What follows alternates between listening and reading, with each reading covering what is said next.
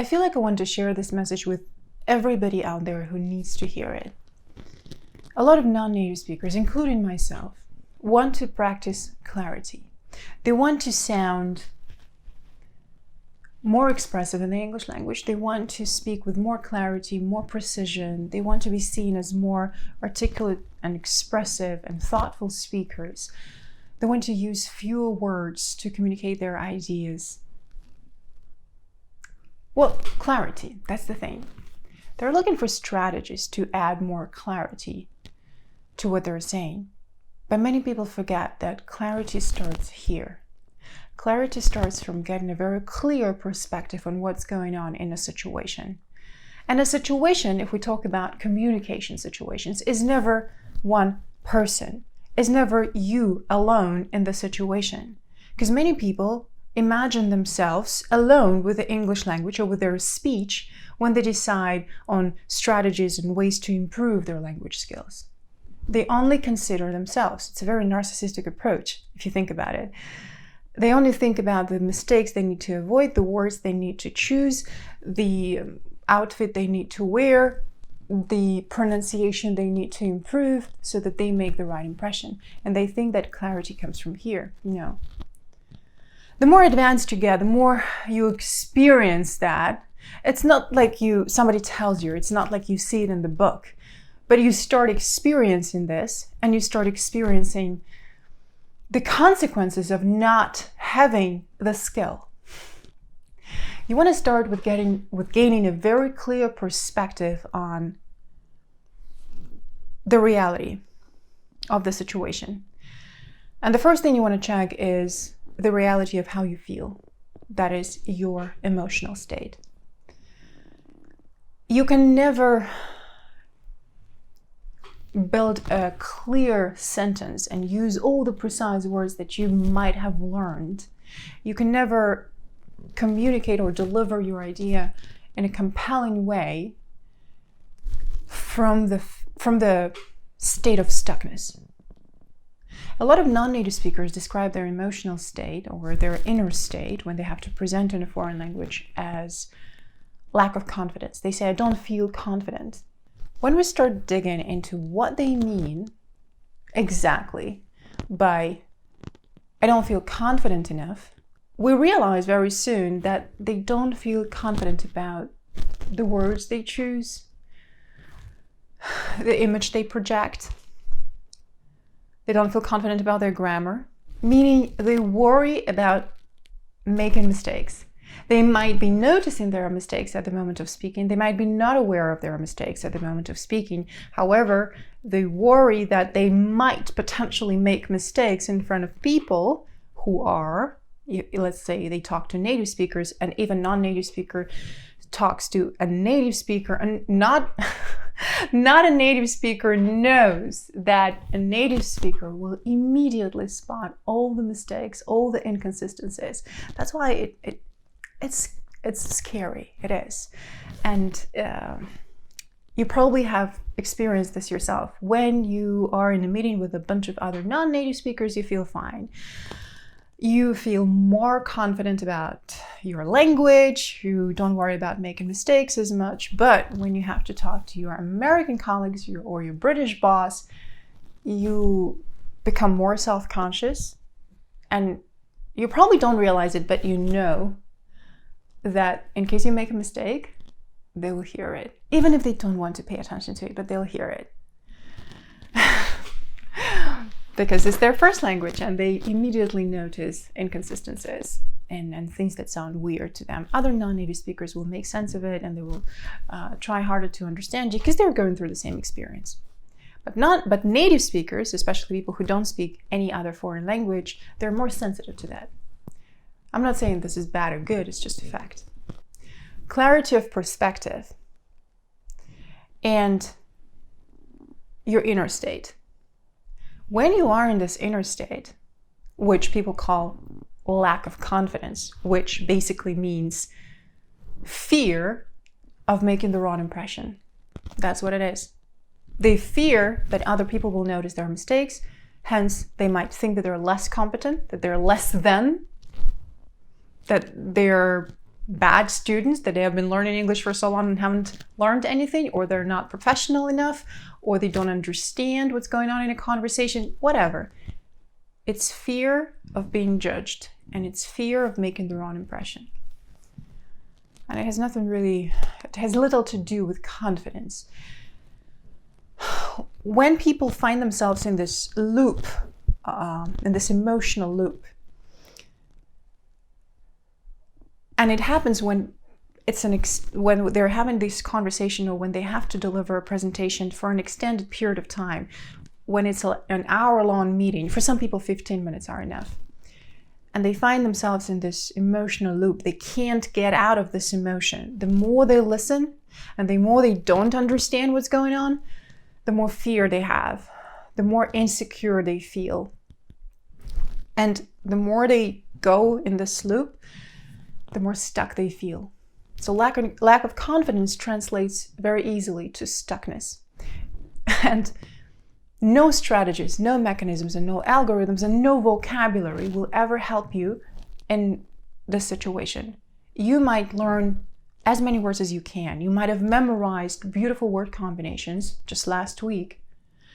You might have done a lot of work to build clear sentences in the English language. You might have passed all the grammar tests. You might know a lot, but what you know will not come to you at the moment when you need it the most if you start your conversation, or if you join this conversation from this state of stuckness. And it gets worse if you don't clearly understand what's going on within you. A lot of people hurry when they speak in English or in any language. But you will notice that a lot of people start hurrying when they want to say something in a foreign language. They don't trust themselves.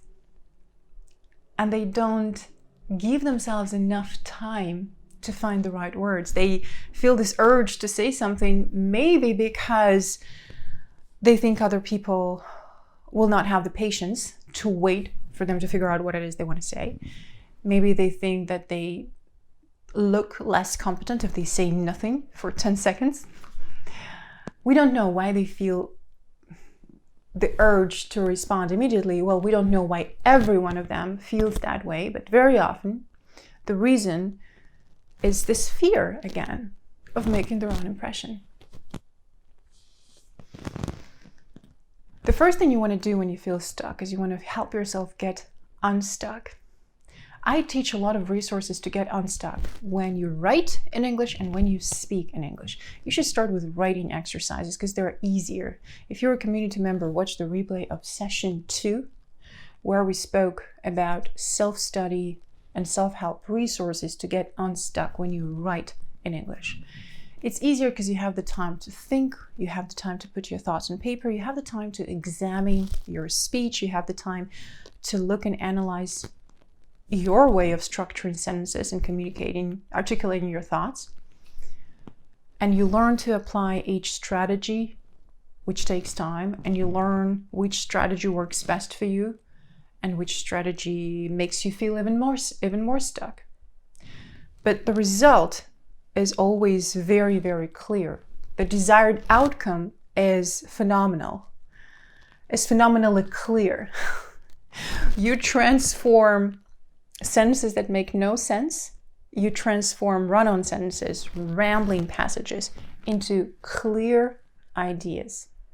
Clear sentences that make sense to everybody who reads them, and they make sense to you in the first place. And once you've mastered that, try the self-correcting tools and strategies to self-correct your speaking behavior and your speaking habits. Here we're talking about habits. I teach 5 levels of clarity in a foreign language. Level number 1 is precise wording. This is true that sometimes what's missing is just the right word. People don't know how to name that thing because they don't know the word. They haven't learned that word. They haven't learned that idiom. They haven't learned that expression or that saying that communicates the idea in the most precise manner. So you just need to I don't want to say you just need to learn the words. We don't do that. We don't learn words. We don't memorize words. But you just need to teach yourself to apply the strategies to find the right words as fast as you can. This is another strategy to get unstuck.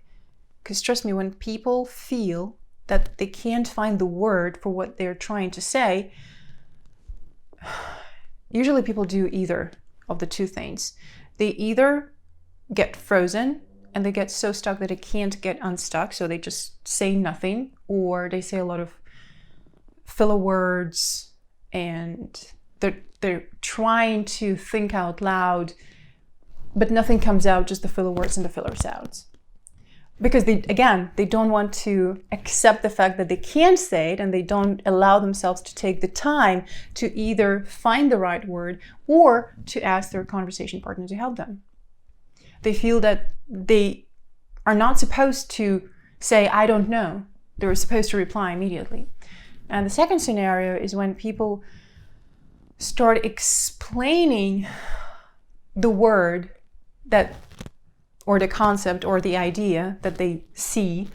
And it's important that they see it. They see it, they understand it, they just don't have the words to express it in a foreign language. And they use way too many words. And at the end, people still don't understand them. Here we have to consider the cultural differences as well. And sometimes, or in most situations, I would say, you don't know the precise word or the precise word combination when you want to express something that doesn't belong in your culture. This is why you don't have a direct translation in your first language. You need to understand the culture, and you need to understand how those people think, and you need to teach yourself to find those word combinations as quickly as you can. This is what we practice when we learn clarity, level 1, precise wording. Level 2 is strong verbs and adjectives. Verbs are important in every English sentence. Same story. People use a lot of weak verbs: have, go, make, take, do, and that's it. And they try to express as much as they can with this limited set of verbs.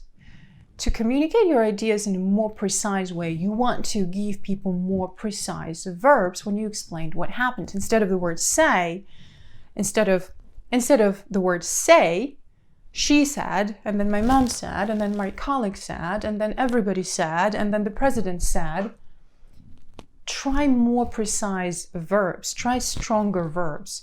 You can say that the boss informed everybody, the president declared, the board of the directors announced, she replied. When are you going to respond?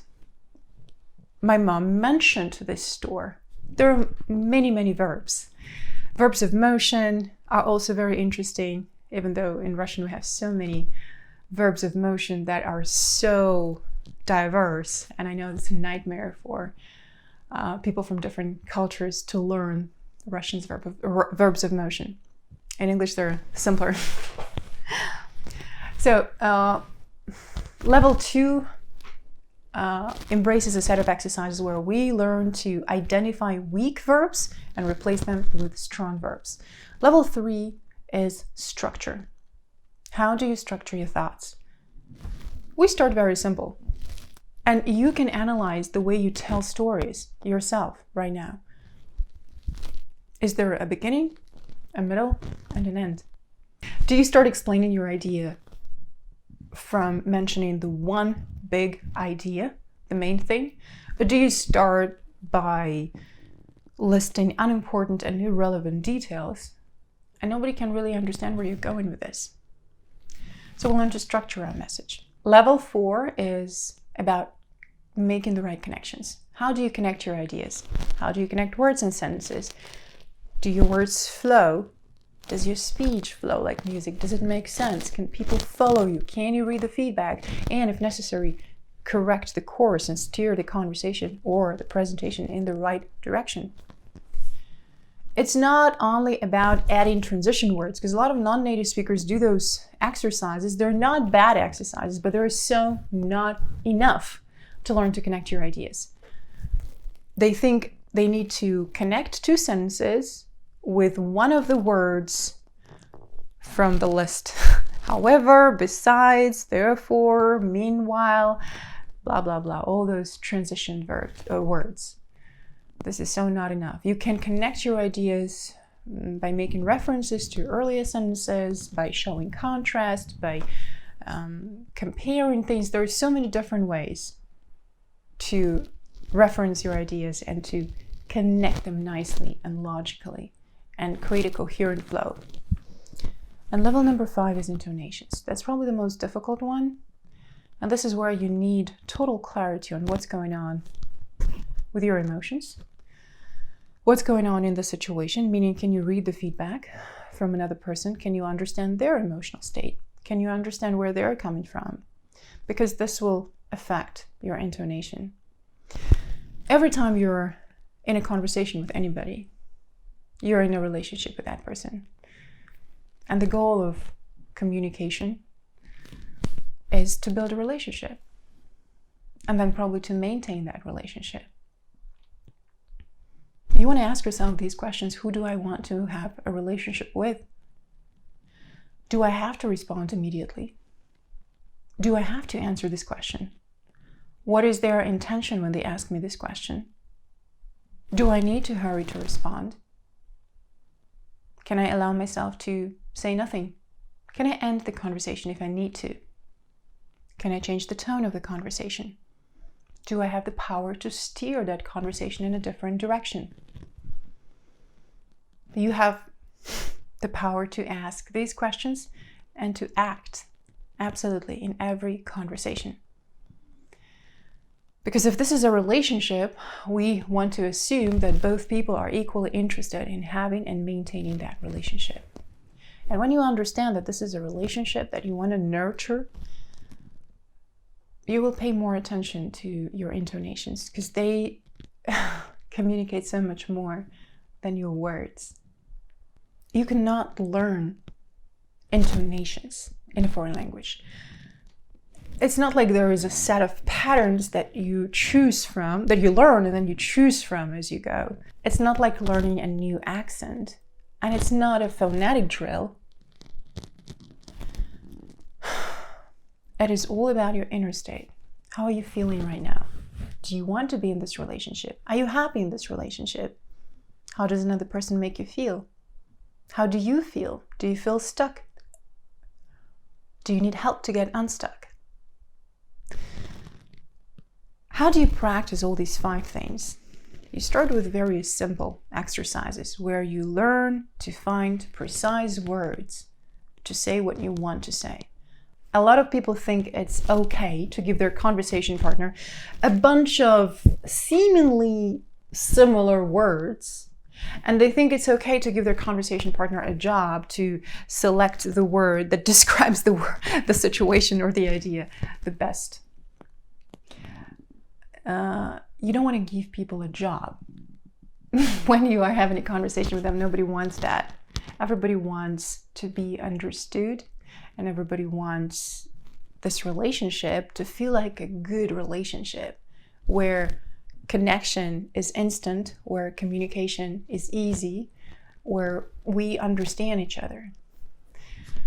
Practice that. Practice giving people precise words so that they can understand you faster.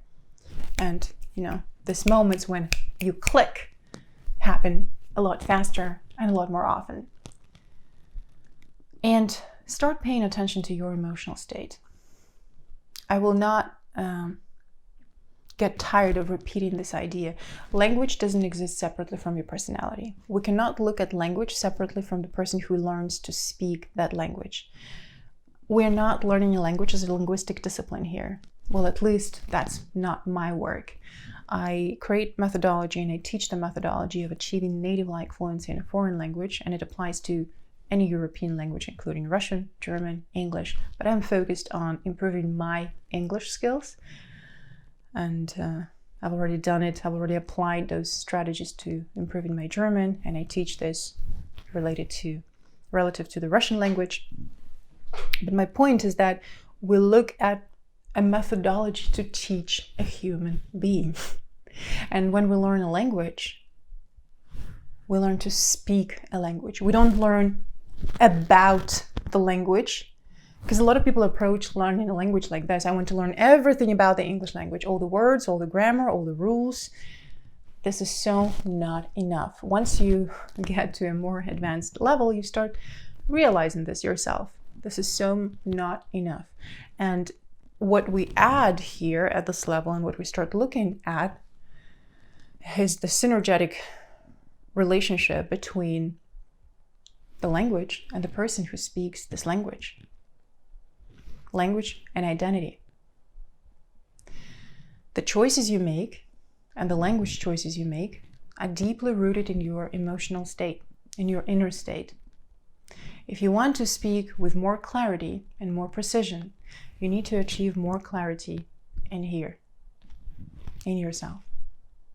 If you feel one thing and you're saying another, people will feel it, especially those people who are good at reading people. And most people who hire people are good at reading people. So if you go to any job interview, this will be easy to spot.